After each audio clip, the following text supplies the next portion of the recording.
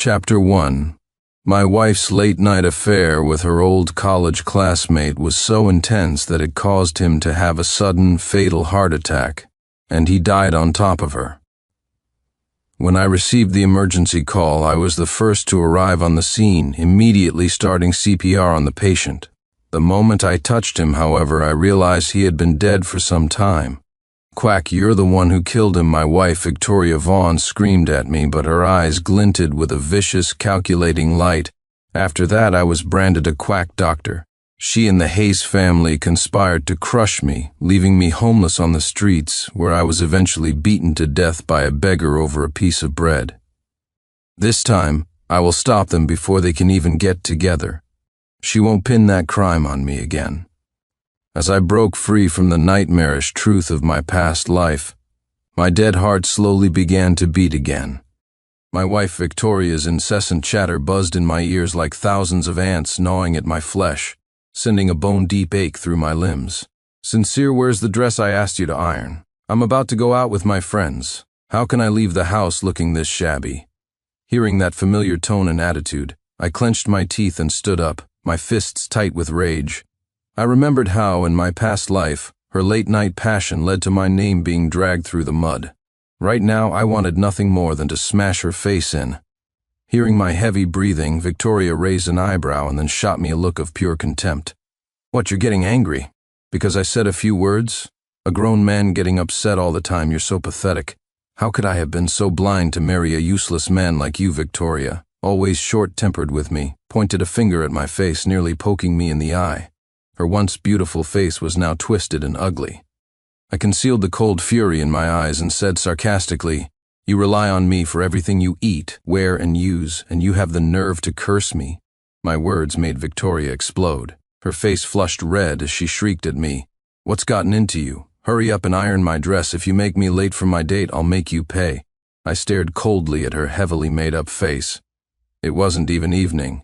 Yet she was already that desperate to pounce on her dear classmate. It was a shame that in our past life she drained him so thoroughly he died on top of her. I would not allow myself to be framed and disgraced again. I deliberately softened my tone. "It's our son's birthday today. Why don't you stay home and celebrate with him?" At the mention of our son, Victoria's face darkened. Her eyes filled with annoyance as she snapped, "He can celebrate his birthday any day. A date with my friends is a rare occasion. Stop bothering me." With that, she shoved a sexy, alluring gown into my hands. Hearing her self-righteous excuse, a mocking smile crept onto my lips. With a look of disgust, I threw the dress back in her face. The suffocating anger in my chest eased slightly. Victoria let out a hysterical scream and lunged at me. As if I were some unforgivable sinner, she grabbed my collar roughly and raised her hand to slap me. She had absolutely no respect for me, her husband. She was a pathological liar, shamelessly dressing up for Ethan Hayes, and she still expected me to follow her around like a servant, catering to her every need. In her dreams, hatred surged through me again. Before her hand could connect with my face, I slapped her first, with lightning speed. Hearing the crisp sound of the slap, I narrowed my eyes. It felt so damn good to finally unleash my frustration on the person closest to me. Victoria, one side of her face red and swollen, fell to the floor in a heap. Her eyes were bloodshot with rage, her face a mask of disbelief. "You actually dared to hit me?" Chapter 2. I smirked coldly, looking down at Victoria, whose swollen cheek was stained with tears. My voice was ice. "Ever since we got married, you've done nothing but hit and curse me for years. It's just one slap. Can't you take it?" The painful memories of my past life wrapped around my neck like a venomous snake. The more I struggled, the tighter it squeezed. The agony was unbearable, yet I couldn't break free. Meeting my mocking gaze, Victoria's eyes darted away, a flicker of guilt showing through. She muttered a curse under her breath, unable to justify herself, and finally went to iron the wrinkles out of her dress herself. Then, dressed seductively, she swayed her hips and walked out the door. I asked a colleague to cover my shift for the night. Catching cheaters in the act was too interesting an event for the legal husband to miss. After settling our son, I used my memories from my past life to find the hotel where Victoria and Ethan Hayes were meeting. I timed it perfectly, knocking on their door at midnight. The sounds of their passionate struggle were clearly audible even through the door. After experiencing death, any feelings I had for her had been buried by her own hands. The pain of betrayal was now consumed by hatred. The only thing left in my mind was revenge. An unguarded Ethan Hayes opened the door. He had nothing but a towel wrapped around his lower body, his bare torso covered in scratches and bite marks. It looked like they had already finished round one. Victoria's hoarse voice called out curiously, "Ethan, is that hotel staff at the door?" Meeting his malicious eyes, I smiled silently. He was smart. Although it was the first time we had met, he guessed my identity in an instant. I feigned outrage, my face grim. Holding up my phone, I forcefully pushed past Ethan, who was blocking the doorway. Radiating a chilling aura, I appeared before Victoria. I roared at her, "So this is your date? A date with a man in bed? Did you have fun?" No matter how strong her nerves were, being caught cheating by her husband who suddenly burst in was a scene straight out of a soap opera. It made her face turn incredibly ugly. She stared blankly for a few seconds after I yelled, then shrieked and pulled the covers over her naked body. When she saw the sneer in my eyes, her already pale face flushed a deep crimson. Both men in the room had slept with her. There wasn't a part of each other's bodies we hadn't seen. And she had the nerve to be shy? You're his mother, yet you skip your own son's birthday to come here for a late-night passion play with another man. Are you that desperate? My voice was tight with suppressed rage. I was asking for our son, and even more so, for the man I was in my past life. She had worked a man to death, and in just half an hour she had devised a meticulous plan to successfully pin everything on me. Sometimes, the person sleeping next to you has a heart more venomous than anyone else. At that thought, the hatred inside me reached its peak. Seeing my bloodshot eyes and the violent energy surrounding me, Victoria swallowed nervously, her fingertips turning white as she gripped the blanket tighter. She bit her lip, feigning innocence, still maintaining her shameless attitude. "I'm just having a little fun. Is it really such a big deal? Life is so boring. What's wrong with me finding some entertainment? Now get out and go home to your son. Is there any point in making a scene like this?" Her words made me laugh, a bitter, angry laugh. My eyes were filled with malice. A hand patted my shoulder lightly. Ethan Hayes circled around me. He made a tisk-tisk sound, then said provocatively, "She's just having a little fun. Legally, she's still your wife. Being so petty, you're going to give us men a bad name." The two of them sang the same tune, painting their affair as something righteous and open, without a shred of shame. During the standoff, I smelled a salty, metallic scent in the air, and my stomach churned.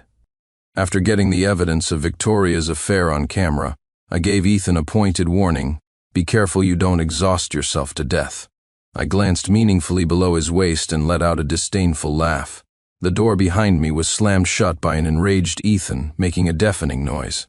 Immediately after, Victoria's seductive moans echoed from inside, growing louder and louder. They were doing it on purpose, trying to humiliate me. But for someone I no longer cared about, I felt no pain or sadness at all. Chapter 3. After returning home, I posted the video of the affair on my social media feed, making sure everyone could see it. For the first time in ages, I had a good night's sleep. When I opened my phone in the morning, hundreds of messages flooded in, the notification sound ringing non-stop. My colleague who covered for me last night, David Miller, saw that I wasn't as devastated as he had expected. He breathed a sigh of relief and comforted me. "So you skipped your shift last night to catch your wife cheating. It's a good thing you're leaving a promiscuous woman like that. No need to hang yourself over one tree. It's just disgusting how they talked about cheating so casually." I spit on them, watching my good friend vent his anger at Victoria. I just smiled calmly and continued with my work. Even an outsider was this furious, yet my heart, which had long grown cold, felt nothing. Around noon, my phone, which was sitting on the side, started ringing incessantly. It was Victoria. Calling to confront me at this hour meant that after I left last night, the two of them must have had another go at it, exhausting themselves like dogs and only just waking up. Half an hour later, Victoria stormed up to me, her face dark with anger. She ground out her words through clenched teeth. "What gives you the right to post my private business on your social media?" I calmly ate my lunch from the hospital cafeteria, glancing indifferently at Victoria, who was consumed by a towering rage. In a surprisingly good mood, I curved my lips into a smile and raised an eyebrow, giving her a provocative look. My tone was dripping with sarcasm. "So you're brave enough to do it, but not to admit it. I didn't realize you had any shame left. After speaking, my gaze fell on their tightly clasped hands. I spoke again, my voice laced with mockery, publicly bringing your lover, the other man, to the hospital where I work to question me, the legal husband, for exposing your affair. Victoria, are you out of your goddamn mind? I deliberately raised my voice, causing all my colleagues eating in the cafeteria to stretch their necks and watch the show. Victoria's expression faltered for a moment, then she quickly regained her composure, a look of brazen confidence returning to her face. Seeing Victoria at a loss, Ethan Hayes, her lover, stepped forward protectively, a look of feigned concern on his face, and began to criticize me righteously. Victoria is, after all, just a woman who needs affection. Is it wrong for her to want someone to love her at night? As her husband, you show her no concern at all. What right do you have to accuse her of making a mistake? Hearing Ethan's twisted logic and distortion of the facts, I couldn't help but laugh. For 8 years of marriage outside of work, I revolved my life around Victoria. Now that she had latched onto the wealthier Ethan Hayes, she was starting to look down on my income as a surgeon. Her materialistic, gold-digging nature really hadn't changed one bit. Before I could retort, Victoria stood on her tiptoes and gave Ethan a passionate kiss right in front of me, using her body to make her position clear. This insane couple deserved each other. They should just stay locked together and stop ruining my life. I let out a cold snort, looking at them as if they were trash. Seeing my reaction, a flash of malice crossed Victoria's eyes, which I caught clearly. Her eyes blazed as she stared at me, her voice turning cold. Delete the video. I just smiled at her nonchalantly and said, word by word, no, right in front of her. I pinned the video to the top of my feed and set it to be permanently public. I wanted her to be forever nailed to a pillar of shame, to be ridiculed by everyone. Seeing my actions, Victoria's eyes turned red with fury. She reached out to snatch my phone, her long nails leaving a bloody scratch on the back of my hand from which beads of blood began to well up. Seeing me wince in pain, she looked triumphant, the smirk on her face barely forming before it vanished. She had discovered that my phone's unlock code was no longer her birthday. She tried my birthday and our son's, one by one, but they all showed incorrect password. She was so angry her chest heaved violently, looking as if she could grind her teeth to dust. She could rack her brain forever and never guess the real password. It was the date of my tragic death in my previous life. I wanted to constantly remind myself of the vengeance I was owed. Unable to guess the password, a frustrated Victoria smashed my phone on the ground in front of me. To vent her anger further, she deliberately stomped on it. After all that, she shot me a defiant look. Meeting my calm, placid expression, her face flushed red. She had lost her composure. I added fuel to the fire, taunting her. Smashing the phone won't make the video disappear. Don't waste your energy. Chapter 4.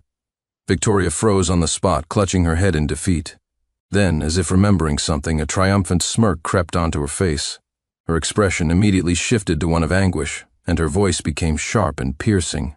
You can't even last a few minutes yourself, and you always make me fake it for you. I kept it a secret for the sake of our marriage, but since you won't let me go, I have no reason to cover for you anymore. Victoria's talent for fabricating lies was truly masterful. She held her head high, looking at me with smug satisfaction. Ethan, a calculating look hidden in his eyes, chimed in. She complained to me about you not being able to perform when she was writhing in pleasure beneath me. You can't even satisfy your own wife. Yet you have the nerve to blame her for cheating with a look of complete indifference. I calmly accepted the mocking glances from those around me. Tired of arguing with her, I decided I might as well help a certain someone achieve their goal ahead of schedule. A divorce, I'll grant you your wish, you cheating dogs. Victoria was surprised for a moment, then her face broke into a grin so wide it almost split her face. She completely ignored the sarcasm in my words. She pouted and said, It's about time you came to your senses. You can have custody of the son. I get annoyed just looking at his face. He looks too much like you. Ethan joyfully pulled her into his arms, a look of triumph barely concealed behind his tender gaze. Victoria and I divorced quickly. When we were dividing our marital assets, she deliberately insulted me, calling me a poor devil and saying she couldn't care less about my paltry sum of money. On the very day of our divorce, she and Ethan held an incredibly lavish wedding. She was gloating, thinking she had married into a wealthy family, completely unaware that the wedding of the sole heir to a truly rich family would never be so hastily arranged. After becoming a wealthy man's wife, Victoria couldn't wait to flaunt her riches. posting on social media 8 times a day. She was decked out in designer brands from head to toe, as if trying to blind everyone with her new status. She made a point of showing off in front of me, constantly putting me down to praise Ethan. "Your entire year's salary can't even buy one of my handbags. That's just the difference between people. I truly regret not leaving you, you poor bastard, sooner." Her condescending attitude made me laugh in disbelief. For 8 years of our marriage, I gave her my entire salary, did all the housework, and loved her unconditionally with all my heart. Yet none of it could compare to the allure of Ethan's money. To be so heartless, she would surely face retribution one day. My son, Miles Clark, held my hand and looked up at Victoria with longing eyes. He whispered cautiously, "Mommy, when are you coming home? I miss you so much." Unexpectedly, Victoria slapped our son to the ground right in front of me. The impact made him cry out in pain, and his forehead was cut, blood slowly trickling down. The sight of it made my eyes turn red with rage. How dare she? That was her own flesh and blood. I could no longer contain my towering fury. I kicked her so hard she fell flat on her face, then grabbed her by the hair and gave her a vicious slap. "Are you even human? He's just a child who doesn't know any better, and you dare take your anger out on him?" My crazed state terrified Victoria. She trembled, her face instantly turning ashen. Pinned beneath me, she struggled desperately, her expensive designer dress becoming a wrinkled mess. Suddenly, a sharp pain exploded at the back of my head. My vision went black, and I collapsed to the side. Ethan stood over me, looking down with a disdainful sneer. Countless fragments of the broken vase pierced my skin. A dense wave of pain washed over my entire body, and cold sweat beaded on my forehead. Ethan, with a look of concern, helped Victoria up from the ground, but his first glance was towards her flat stomach. I smirked silently. Victoria thought she had married for love. I couldn't wait to see her reaction when the bloody truth was finally revealed. The moment she was back on her feet, Victoria kicked me hard in the face. Her eyes burned with intense malice. "Sincere, you dare to hit me? You're asking for it, enduring the pain." I rolled over to dodge another kick and gritted my teeth as I climbed back to my feet. Seeing that I had dodged, she shot me a venomous glare and yelled, "What kind of man hits a woman? Stand still and don't move." When I seemed to obey her, standing motionless with a dark expression, she gave a triumphant smile and rushed forward to slap me. "Slap!" she shrieked, clutching her face, unable to believe I had slapped her again. "This one is for our son. You don't deserve to be a mother. Even savage beasts don't harm their own young. You're worse than an animal." My barrage of insults made Victoria's face a kaleidoscope of colors, shifting from red to white. Ethan stood to the side, watching us with an amused expression. When Victoria looked at him with a pitiful expression, he immediately changed his demeanor. He lovingly wiped away her tears, suppressing his own annoyance and contempt, and cooed, "Don't cry, baby. It's a good thing you divorced a scumbag like him." Before leaving, Victoria threw one last threat over her shoulder as she walked away arrogantly. "This isn't over. I'll get you back for this sooner or later." Staring at their retreating backs, rage surged through my chest. Recalling Ethan's "let's watch the show" attitude, I knew her days of glory wouldn't last long. This isn't over. I'll be waiting for her downfall. Chapter 5. A month later, Victoria made a point of telling me she was pregnant. Stroking her still flat abdomen, she was completely lost in a fabricated sense of happiness. This child would be the beginning of her ruin. Seeing my indifferent expression, she gave me a meaningful smile.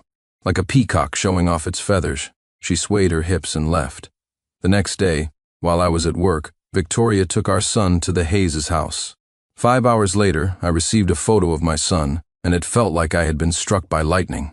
How could she? When I arrived, she was sitting on a chair, swinging her legs with a row of bodyguards in black suits standing behind her.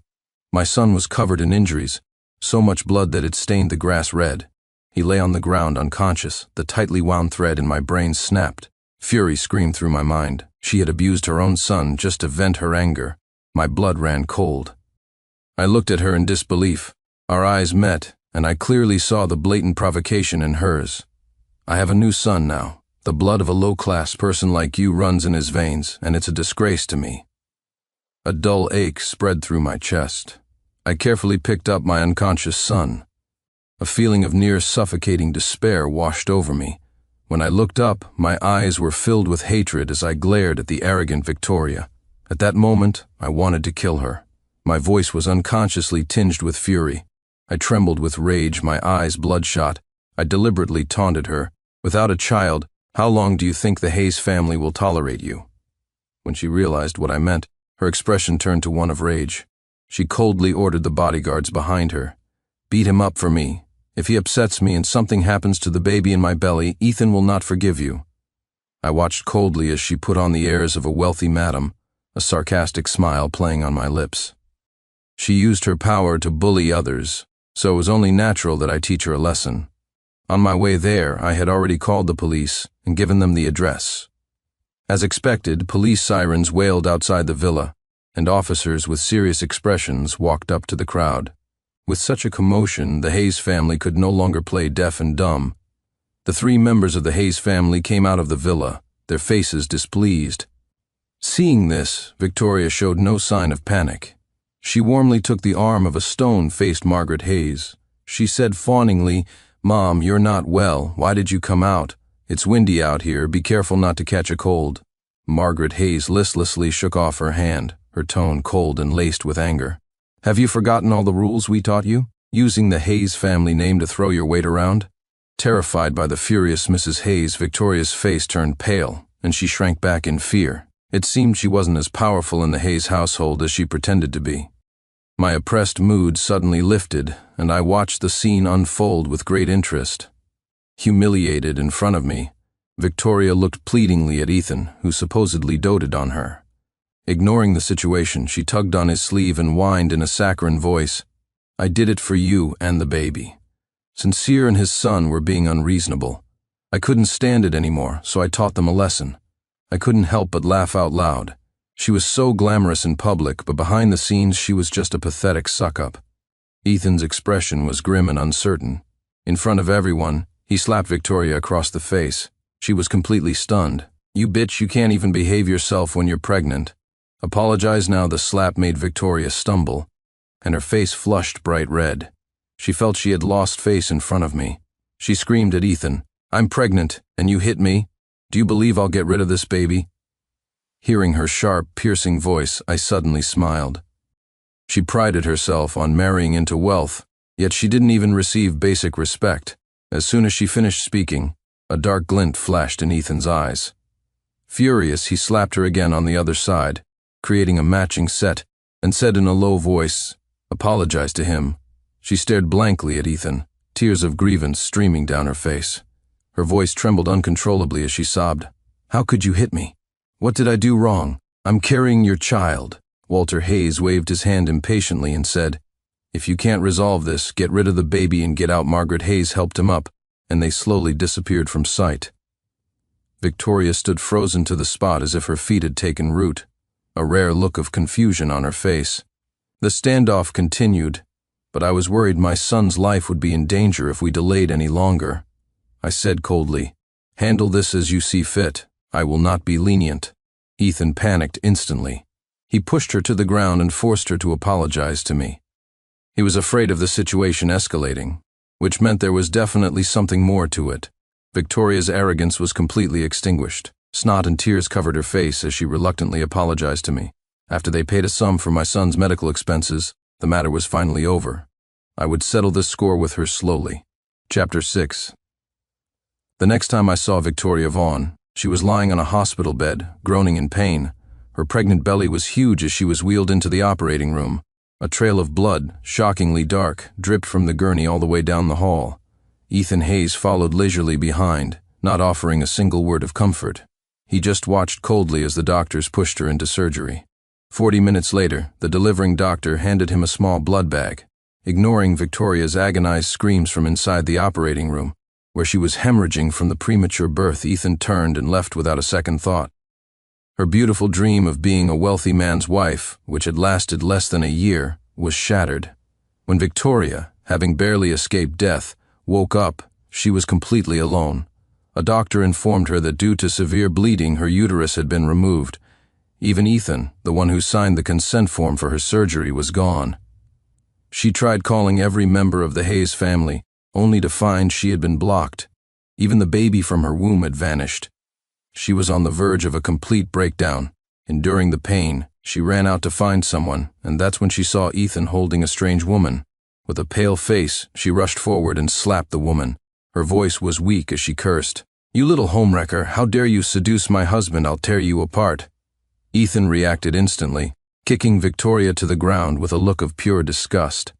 His face turned cold as he roared, "Get lost!" The woman, Lily Scott, nestled into Ethan's arms like a delicate bird, deliberately putting on an innocent expression. Her next words sent Victoria into a blind rage. "Darling, does this crazy woman still not know what's happened? Is it really okay to have played her for such a fool?" Mr. and Mrs. Hayes both sneered, laughing. "You idiot.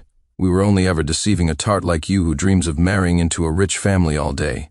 A second-hand woman who's been divorced and has a child from a previous marriage is hardly worthy of my exceptional son.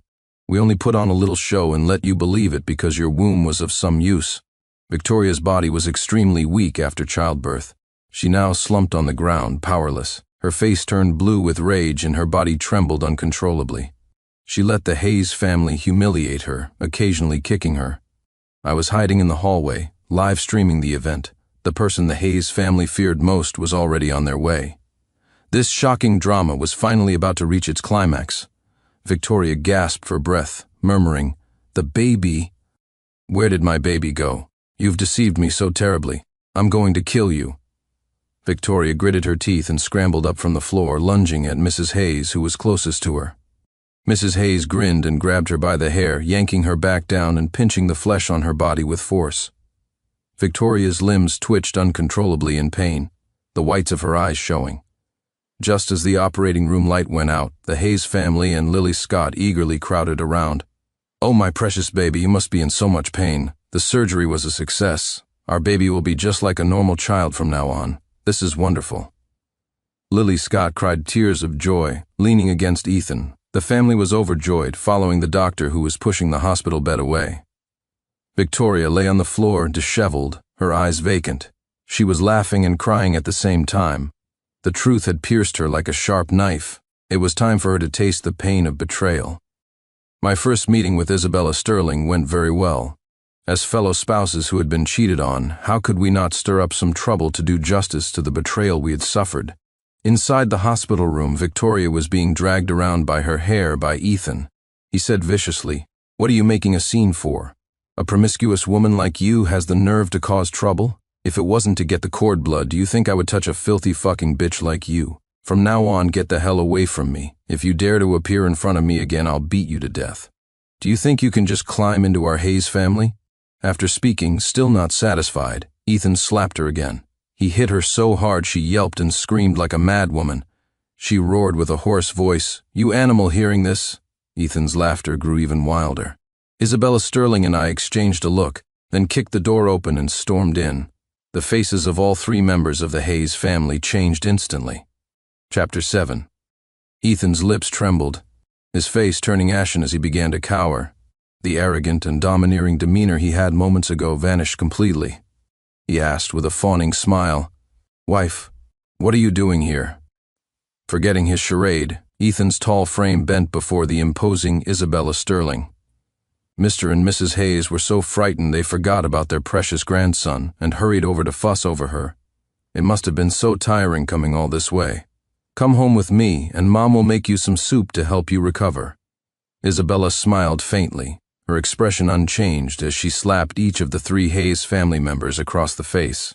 The trio stood there with red, swollen faces, so humbled they didn't even dare to breathe loudly. "Ethan Hayes, I gave you the honor of being my live-in husband, and you dare take my money to pose as a wealthy heir, tricking two women into having your children." Very clever. As Isabella's words rang out, both Victoria and Lily stared at Ethan in shock. Lily couldn't believe that even after having his child, she was still just the other woman. She flew into a rage, lunging at him and tearing at him, screaming painful curses. "You deceived me. Because of you, I've become a homewrecker that everyone scorns. What about my child? He'll be pointed at and called a bastard for the rest of his life. You ruined my happy life. You're worse than an animal in no time." Ethan's face was covered in bloody scratches. He yelped in pain, clutching his face and jumping around. Mrs. Hayes, feeling sorry for her son, jumped in to fight back on his behalf. But she was quickly overpowered and beaten, her old face soon turning black and blue. Watching this scene, I felt a deep sense of satisfaction. After the Hayes family had been dealt with, Victoria suddenly grabbed my arm, a renewed look of love for me in her eyes. "Honey, let's get back together. I still love you. We still have our son. It was all his fault for seducing me. I promise I'll be a devoted wife and mother from now on." Victoria swore her oath, her eyes shining with determination. Where did she get the confidence to think I would ever forgive her? After her attempt to climb the social ladder failed, her body was ruined, and she was left with nothing. Only then did she remember me, the useless husband she had scorned. I shook her hand off with a look of disgust, feeling nothing but endless revulsion. Seeing my cold attitude, the hope in her eyes died. "Loving me means sleeping with another man late at night? Thinking you've married into wealth, you couldn't wait to divorce me? You even treated our son as a stain on your life. For you to even say the word love, I feel embarrassed for you. It's so fake." Tears welled up in her eyes, and her voice trembled uncontrollably. She shook her head, crying, and choked out an explanation. "It was really him who seduced me, who lured me in. He approached me with a hidden agenda from the very beginning. I'm a victim too, please, can you forgive me?" Seeing Victoria's pathetic state, I felt not a single ripple of emotion in my heart, only a sense of injustice for the loving man I once was. "Hello, we've received a report of a suspected homicide." The arrival of the police interrupted the chaotic scene in the hospital room. Ethan shrank back, trying to hide and play dead, his expression filled with terror.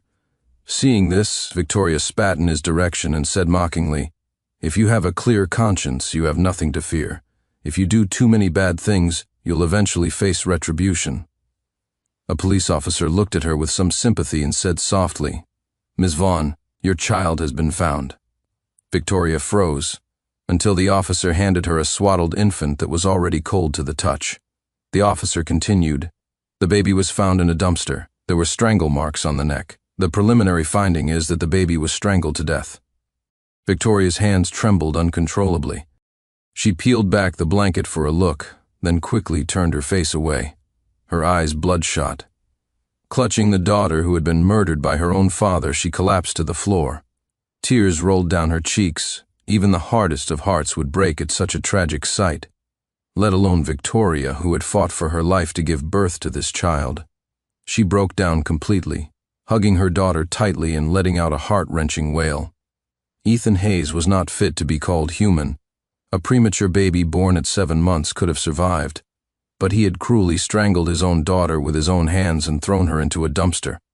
His level of cruelty was staggering. Victoria carefully placed the baby to one side and lunged at Ethan like an out-of-control beast.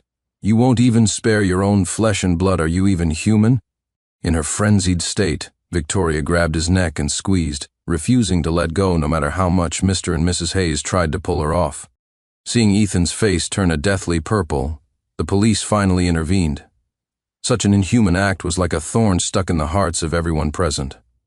Chapter 8. Ethan Hayes was taken away by the police for investigation.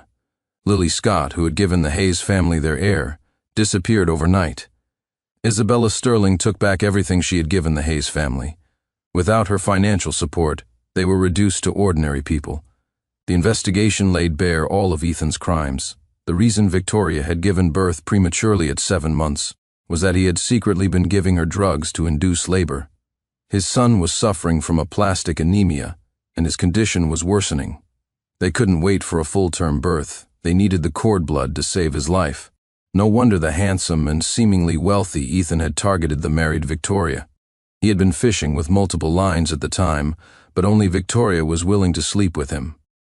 As for Lily, the mother of his precious son, he couldn't bear to let her take the risk, to gamble with her life for a chance to save their child. To think that the heartless and disloyal Ethan could actually love someone. It was both laughable and tragic. In my past life, his entire plan was cut short when he was drained to death by Victoria. It was his own desperation to get someone pregnant quickly to save his precious son that led to his demise. This time, I prevented the framing from happening and let Victoria go to find her own happiness. Yet she chose to trust the deceitful Ethan once again. She deserved the fate she got. Ethan was sentenced to death. I heard that in prison he kept shouting that he had done nothing wrong. He claimed that since he gave his daughter life, It was his right to decide whether she lived or died. He tried various methods to appeal and absolve himself of guilt. But Isabella used her connections to suppress all his efforts. An animal like him didn't deserve to live. As for Mr. and Mrs. Hayes, they were now old and reduced to picking through trash to support their precious grandson, often going hungry. Half a month later, a haggard-looking Victoria appeared at my home, holding our son's hand. She guiltily avoided my angry gaze, looking down and ruffling our son's fluffy hair. She knelt down and forced a gentle smile. "Miles, you're such a good boy. Go to your room and do your homework. Your dad and I have something to talk about." Our son reluctantly let go of her hand and obediently went to his room, closing the door behind him. The atmosphere was tense. I looked at Victoria, feeling exhausted. In this life, all I wanted was to get as far away from her as possible, to never see her again. I would raise our son alone. Her head hung low, and she suddenly dropped to her knees. The impact made her already pale face turn even whiter. Her voice was weak, laced with a plea. "I've had a lot of time to think. It was my fault for being materialistic and abandoning you both. I fell into a huge trap and broke your and our son's hearts. The damage I've caused can't be undone, but I'm begging you to give me a chance. Let me spend the rest of my life making it up to you and our son. I don't dare ask for your forgiveness. From now on, I'll work tirelessly to take care of you both. I'll handle everything at home." She finished speaking and looked at me with an expectant expression. I clenched my fists in anger, a bitter smile on my lips. My chest felt tight, as if stuffed with cotton, both numb and painful. How dare she even mention forgiveness? Her little scheme was so obvious. She wanted to play the role of the lady of the house, to gradually make our son and me accept and forgive her. My gaze turned to ice. I rejected her coldly. "Don't worry, you will never deserve forgiveness in this lifetime. The scars you've left will always be there, a constant reminder." She looked as if she had been struck by lightning, her body going limp. Tears streamed down her face. Victoria cried and shook her head, trying to grab my hand. "I regret it, sincere," she sobbed. I watched her agonizing display with cold eyes. The bone-deep hatred I felt for her didn't diminish in the slightest. In my past life, in my final moments, was I not in agony too? We were husband and wife for 8 years, yet she could be so cruel as to frame me. The tears she shed were nothing but crocodile tears. Seeing that I was unmoved, her expression cold, Victoria stood up from the floor and began searching for something. She rushed into the kitchen and held a knife to her neck. The pressure of the blade drew a few drops of blood. She winced in pain, her expression a mix of threat and plea. "If I have to leave you and our son, I'll die." I let out a flat "oh" and calmly watched her performance. My utter lack of emotion enraged her. She pressed the knife harder. Beads of blood dripped onto the floor. She hissed in pain. With a determined glint in her eye, she added, "If you don't agree, I'll die right here in front of you." I nodded slightly, gesturing for her to go ahead. "Die, go on. Die. I'd love for you to die." I hated being threatened, and besides, she would never have the guts to actually do it. Humiliated and enraged, Victoria threw the knife to the ground, her eyes once again welling up with tears. She screamed hysterically, "What do I have to do for you to forgive me?" I lifted my eyelids slightly and spat out 2 cold words, "Go die." I hated her to my very core. If it weren't for our son, I would have killed her with my own hands long ago. Those who betray true love deserve to die. I threw the disgraced Victoria out. I wouldn't believe a single word of her insincere repentance. Unable to bear her constant harassment, I took my son and moved to a new city. From then on, we were separated by mountains and seas, never to meet again in this lifetime.